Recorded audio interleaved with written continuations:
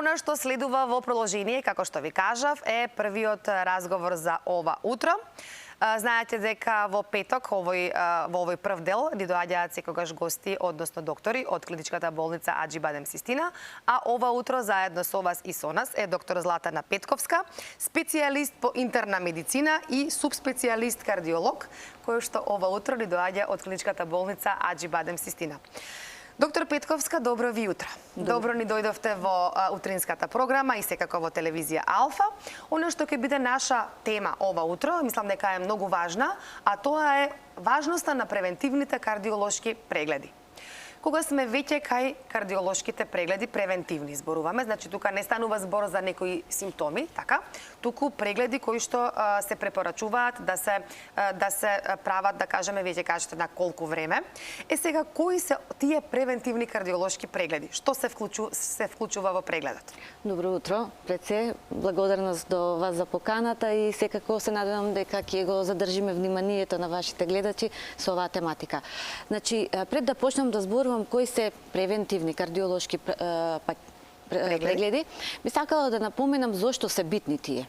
Затоа што кардиоваскуларните заболувања представуваат водечка причина за смртност на глобално ниво, значи на светско ниво.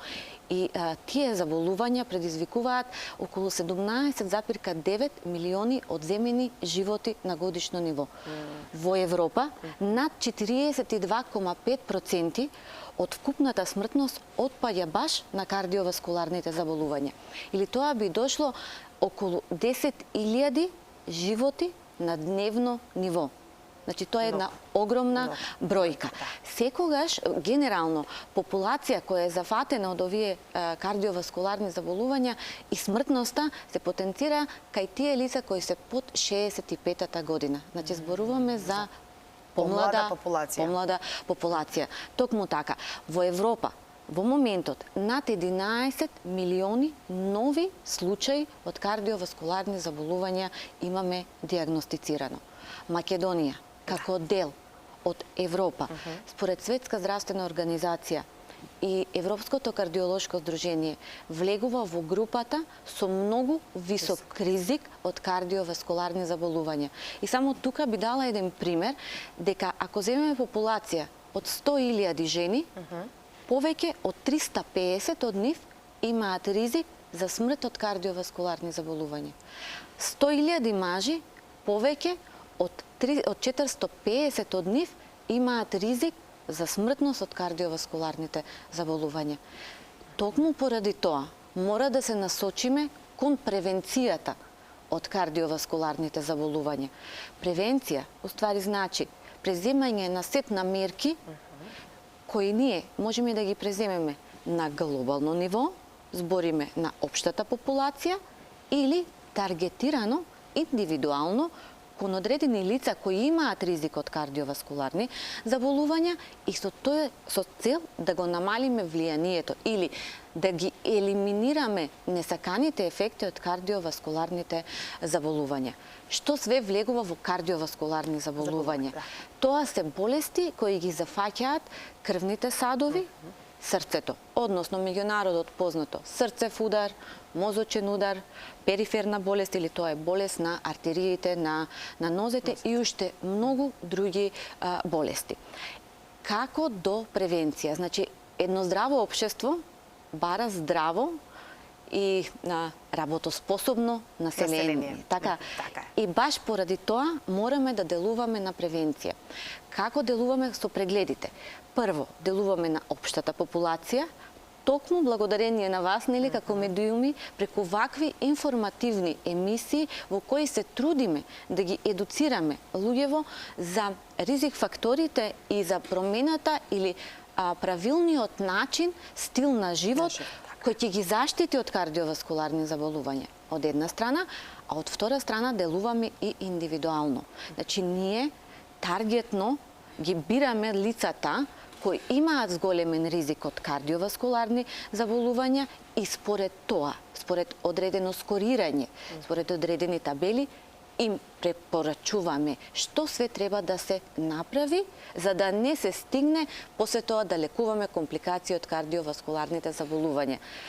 Убаво е ние знаеме да кажеме подобро превентива отколку Да, подобро се спречи речи отколку да се лекува. Така да на тој начин ние ги делиме кардиолошките прегледи нели на превентивни прегледи. Кои се прегледите?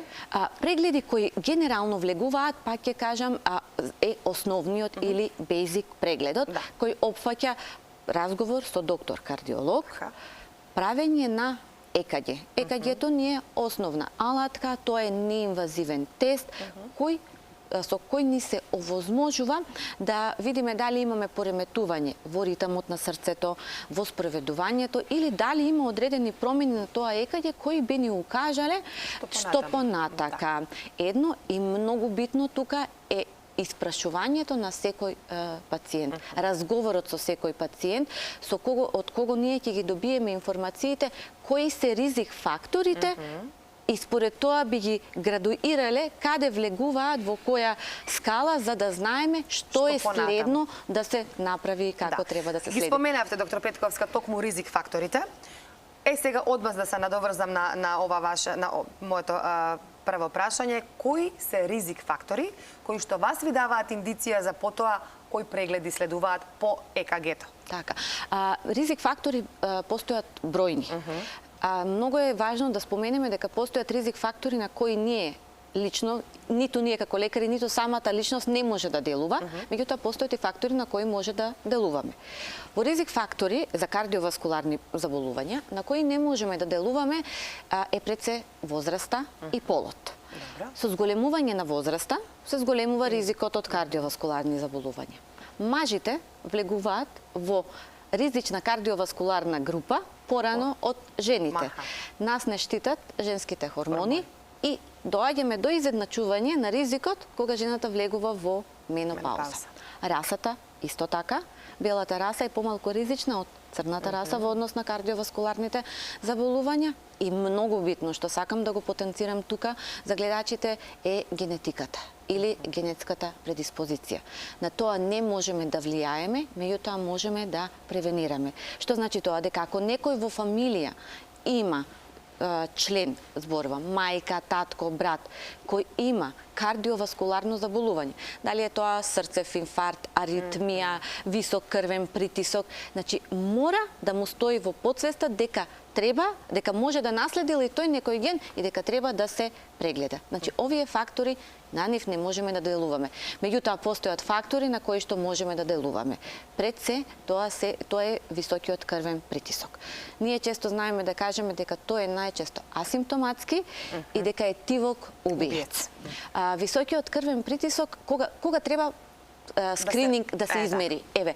Основно е дека 18-та година веќе треба барем на 2 години еднаш да биде измерен крвниот притисок. Меѓутоа, не она во домашни услови, комшијата ми измерил или сам или сами се мерили, така, него тоа треба да биде измерено од стручно лице. Дали е тоа матичен доктор, кардиолог, значи треба да биде еднаш направен мерење на крвен притисок.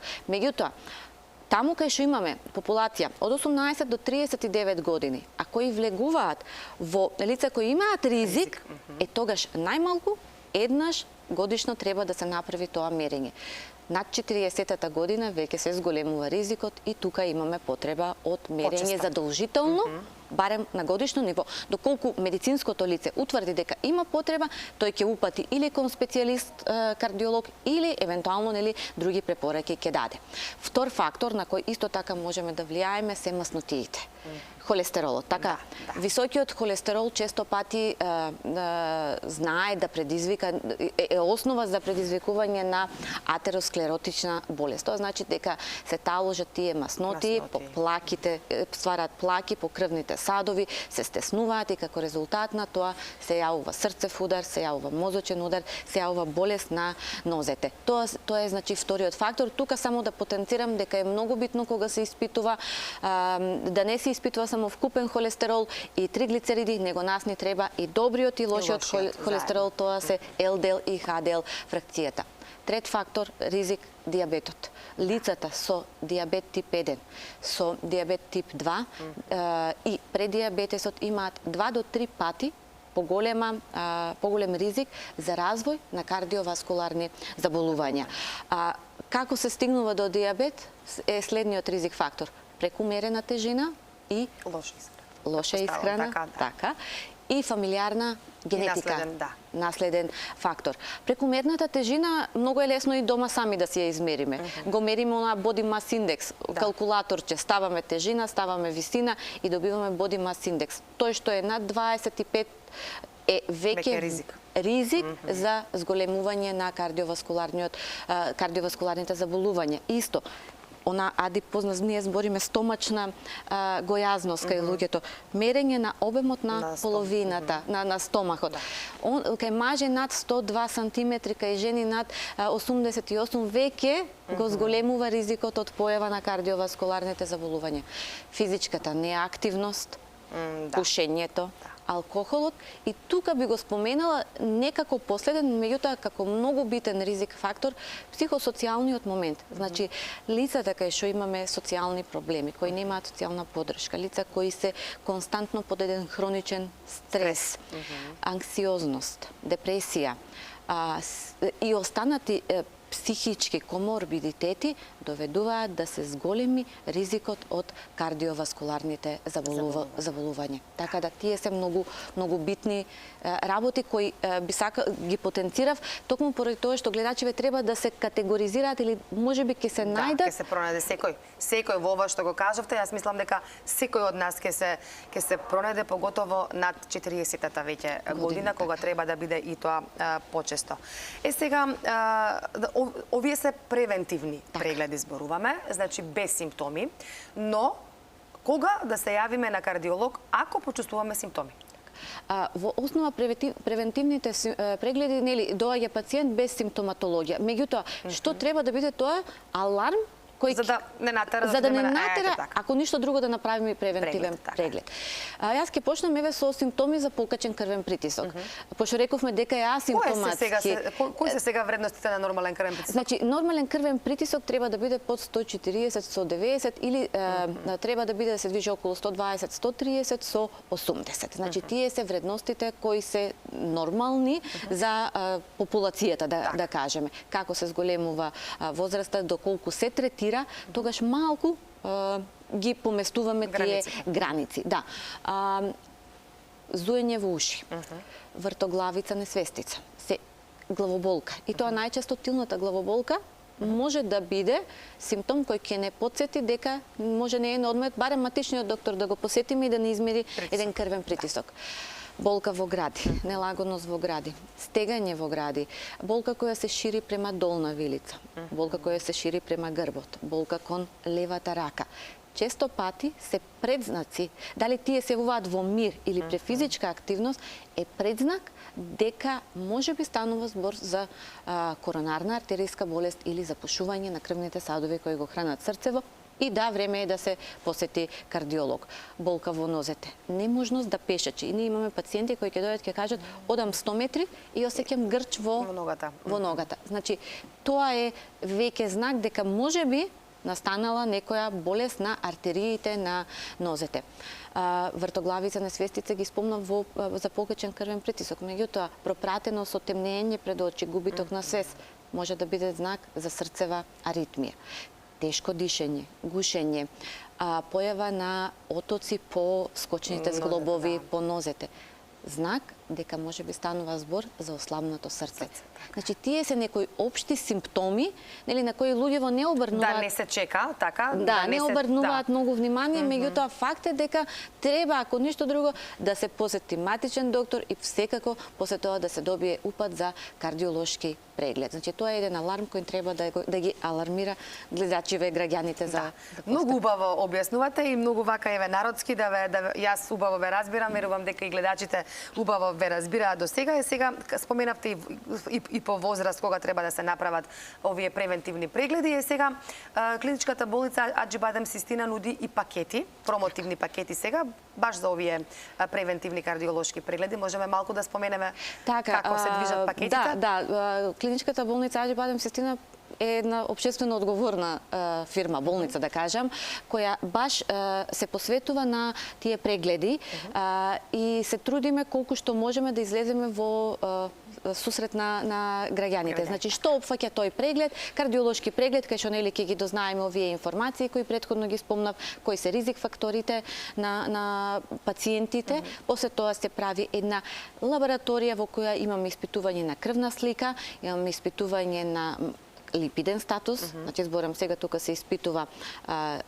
вкупен холестерол, триглицериди, ХДЛ и ЛДЛ кои на нас како кардиолози многу битен, гликоза, значи шеќер во крв, кај жени се испитува тироидниот хормон, а кај мажи се испитува простата тумор маркерот, пошто нели сакаме да скренеме внимание и на другите заболувања кај машката популација кои се ризични за лица над 40-та година. После тоа поминуваме на ЕКГ, веќе спомнав што значи ЕКГ-то, и ехокардиографскиот преглед. Тоа се влегува во пакетот. Во пакетот, така. Зошто е битен ехокардиографскиот преглед? Затоа што преку него ги гледаме структурните промени на срцето, преку ехото се откриваат одредени вродени или стекнати срцеви мани и на тој начин ние знаеме веќе имаме генерална слика дали овој пациент треба да се упати на некои дополнителни испитувања. Дали тоа ќе биде коронарен стрес тест, одење по трака, кај што ќе видиме дали станува збор за запушување на крвните садови индиректно. Понатака може да се стави холтер за ритам, доколку пациентот има потреба од тоа да се мери притисок 24 сати. Значи, на предноста е тука што на одделот кардиологија работат кардиолози кои се субспецијалисти во одредени области, од инвазивни кардиолози, аритмолози, кардиолози за имиджинг техники, плюс имаме можност за еден мултидисциплинарен пристап. Тоа би значило консултација и комуникација со доктори од областа на неврологијата, нефрологијата, доколку ние ендокринологијата, доколку ние се сомневаме дека постојат и други знаци кај еден пациент. Доктор Златана, тука ни е некаде веќе, да кажам, предвиден и крајот за овој наш разговор. Навистина, мислам дека скоро се опфативме во овие 15 до 20 минути. Јас само би сакала на крај накусо еден совет до нашите гледачи. Иако сето ова беше како еден совет цело во ова ваше излагање, меѓутоа, еве како едно сиже, да кажам, на разговорот, еден совет до целата наша популација, бидејќи навистина овие бројки што ги кажавте на почетокот на нашиот разговор се навистина високи и алармантни за овие срцеви заболувања. Секогаш ние си велиме ништо не ми е, ќе ми помине, меѓутоа не е секогаш така. Сепак треба да се јавиме, како што кажавте, првенствено на матичен лекар, па потоа ќе не води каде треба понатам. Совет до граѓаните: хранете се здраво, физичка активност 30 до 60 минути барем на дневно ниво. Прошетка, ако не ништо друго, барем една прошетка. Барем едно пешачење, брзо одење. Слушајте ги советите на докторите и секако земајте ја редовно препишаната, ординираната терапија. Немојте да ја прекинувате на собствена иницијатива. И помалку стрес. Помалку стрес. На тоа колку можеме да влијаеме во моментот, во средината кај што живееме, тоа е малку потешко. Ви благодарам многу за вашето гостување ова утро. Сега ќе ве ослободиме и вас да се вратите на вашето работно место, бидејќи ве чекаат работните обврски. До скоро видување. Се надевам за убаво повторно некој разговор. Ќе ве поздравам. Благодарам на поканата. Поздрав до гледачите уште еднаш.